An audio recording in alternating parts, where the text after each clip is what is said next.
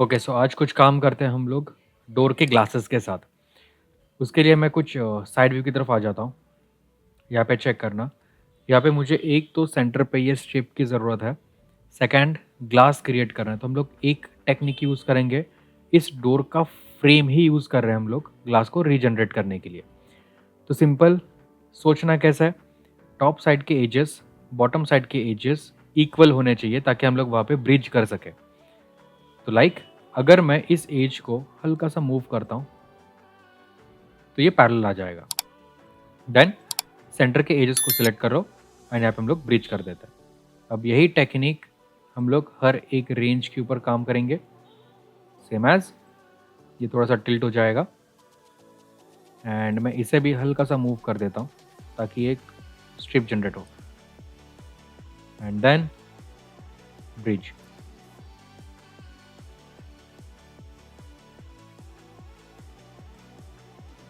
अब यहाँ पे कुछ ट्राइंगल्स फॉर्म कर रहा है, तो इसे मेंटेन करने के लिए मैं एक यूज़ कर रहा हूँ इंसर्ट एज लूप एंड इस वर्टेक्स को मैं स्नैप करता हूँ एंड इन दोनों को हम लोग मर्ज कर देते हैं एंड बाकी पूरा डाटा हम लोग मेंटेन करेंगे। सेम एज ये स्नैप होगा बॉटम की तरफ, सिलेक्ट, मर्ज कर दो एंड इसे मेंटेन कर दो। बस लूप मेंटेन होना चाहिए।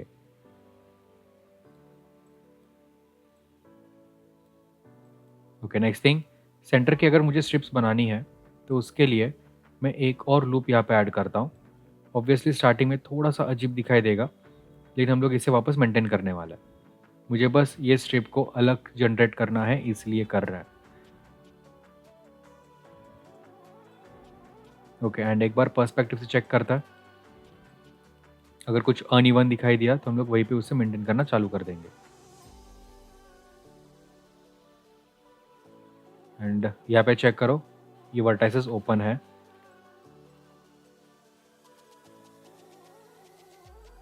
ओके, ये ठीक ठाक जा रहा है। साइड व्यू, सेंटर पे मैं एक और लूप जनरेट कर रहा हूँ।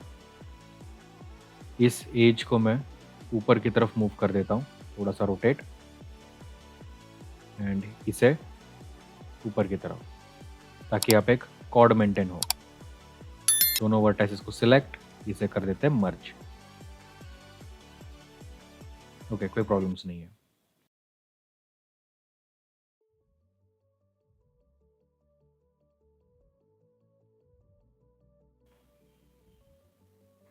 ठीक है, अब एक ग्लास का रेंज मिल गया एंड इस ग्लास का रेंज मिल गया।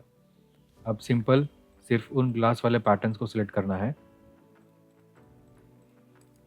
एंड हम लोग इसे एक्सट्रूड करेंगे अंदर की तरफ। ज़्यादा करने की ज़रूरत नहीं है, हम लोग बाद में उस चीज़ को मेंटेन कर देंगे। एक बार चेक करते हैं, अगर मैं 3 प्रेस कर दूँ तो ये कुछ ये शेप फॉर्म करेगा।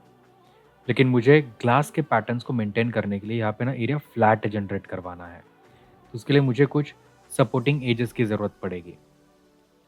एंड ऑब्वियसली यहाँ पे चेक कर थोड़ा सा अनइवन दिखाई दे रहा है, तो हम लोग यही से उसे मेंटेन कराते हैं। एंड सपोर्टिंग एजेस,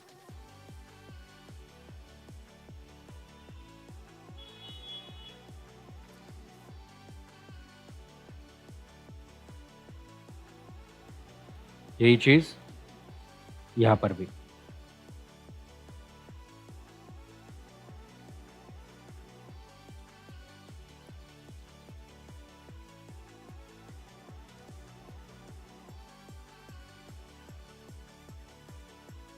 मैं फ़िलहाल इसे अभी के लिए वैसे ही रख रहा हूँ।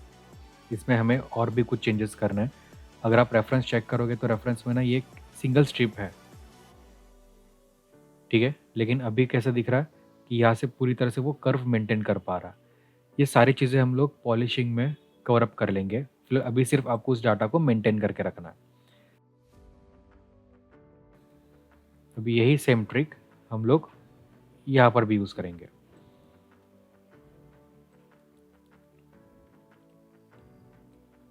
टॉप बॉटम के एजेस को पकड़ो एंड ब्रिज।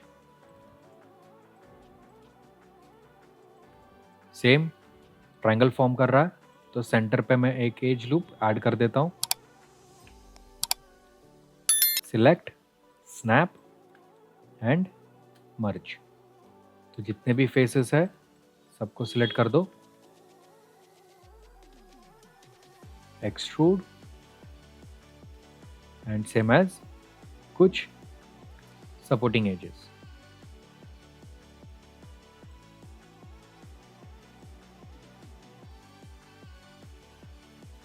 उतना वो वैसे फ्लैट दिखाई देना चालू कर देगा। ये सारी चीज़ें हम लोग पॉलिशिंग के टाइम पे देख लेंगे। लाइक चेक करो, अगर मैं साइड व्यू से देखता हूँ, इसे हमें और मेंटेन करना है।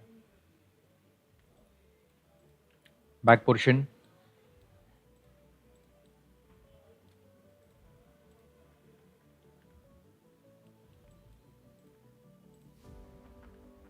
यहाँ पे कॉर्ड्स है, लेकिन हम लोग यहाँ पे ऐसे मेंटेन नहीं करेंगे।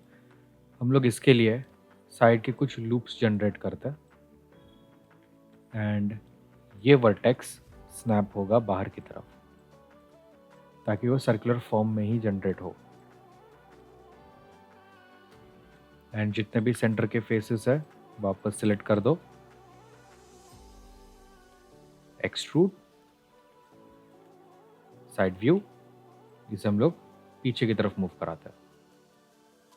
थोड़ा सा स्केल अप। ओके, अब जैसे हम लोग ने एक्सट्रूड किया था तो इसने ना कुछ सेपरेट फेसेस को जनरेट करना चालू कर दिया। इसे हम लोग डिलीट कर देते हैं।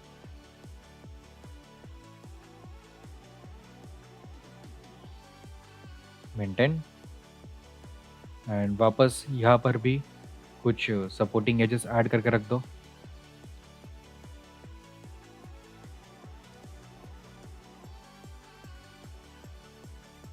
तो वो शार्प दिखाई देगा। अब यही ट्रिक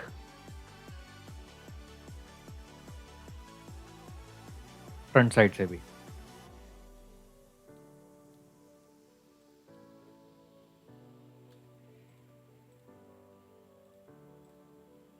यहाँ पर भी कॉर्ड है, लेकिन इसे मेंटेन करने के लिए मैं एक लूप यहाँ पे ऐड कर रहा हूँ, सेकेंड लूप यहाँ पर, एंड ये वर्टेक्स स्नैप होगा बाहर की तरफ।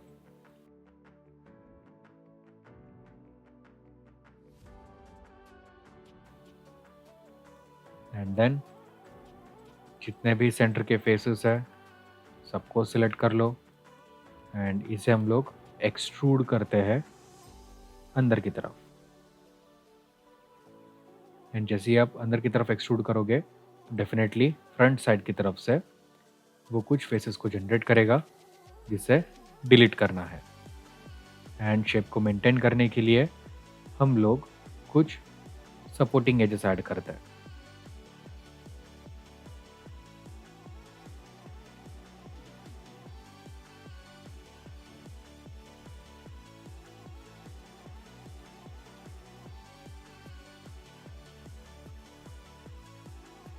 तो ये कुछ ग्लास का टाइप जनरेट हो जाएगा। एंड हम लोग इस शेप को एक्सट्रैक्ट करने वाले हैं, क्योंकि एक्चुअल रेफरेंस में ये कर्विनेस नहीं है। ग्लास का पोर्शन एक ब्रैकेट में जाएगा एंड सेंटर वाला ऑब्जेक्ट अलग ब्रैकेट में जाएगा। एंड फाइनलाइज्ड पॉलिशिंग के टाइम पे हम लोग इसे एक्सट्रैक्ट करके रख देंगे। ठीक है, बाय।